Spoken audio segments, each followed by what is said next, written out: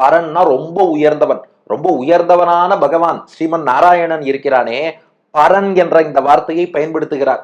ஏன்னா பெருமாள் எவ்வளவு பரன், எவ்வளவு உயர்ந்தவன்னு கொஞ்சம் நினைச்சு பாருங்க. ஏதோ நீங்களும் நானும், உங்களுக்கும் எனக்கும் மட்டும் தலைவன் அர்த்தம் இல்ல. ஏதோ இந்த உலகம், இதுல ஒரு நாடு ஒரு மாநிலம் இதுக்கு மட்டும் தலைவன் இல்ல. பற்பல் உயிர்களும், இந்த உலகத்துல எத்தனை ஜீவாத்மா இருந்தாலும் அத்தனை பேருக்கும் தலைவன் பகவான். எத்தனை எத்தனை லோகங்கள் இருந்தாலும் அத்தனைக்கும் தலைவன் பகவான். அப்ப பரன் நமக்கு ஏதோ எளிமையாக நம்ம ஊர்ல கோவில் கொண்டு விட்டார், நம்ம வீட்டுல விக்கிரக வடிவிலையோ சாலக்கிராம வடிவிலையோ வந்துட்டாருன்னு அவ்வளவு தாழ்ந்தவர்னு மட்டும் நினைச்சுடாதீங்க. பரன் பகவான் ரொம்ப உயர்ந்தவன். பரன் அதுனா அந்த பகவானுடைய சொத்து. அப்போ ஜீவாத்மாக்கள், ஞானமுள்ள ஜீவாத்மாவும் பகவானுடைய சொத்து. ஞானம் இல்லாத இந்த உலகங்கள், உலகில் உள்ள ஜட பொருள்களும் பகவானுடைய சொத்து. கருதறிய பற்பல் உயிர்களும் பரனது.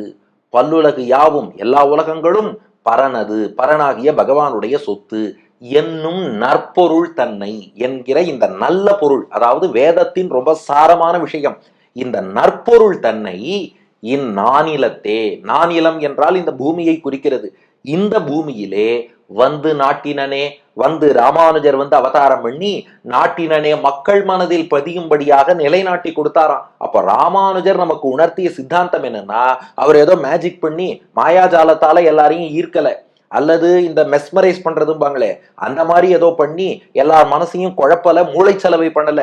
மாறாக நற்பொருள் தன்னை, இந்த நல்ல விஷயத்த ஒத்தொத்தரையும் கூப்பிட்டு புரியற மாதிரி உபதேசித்தாராம். அதுலயும் ஒரு பெரிய விஷயம் இருக்கு.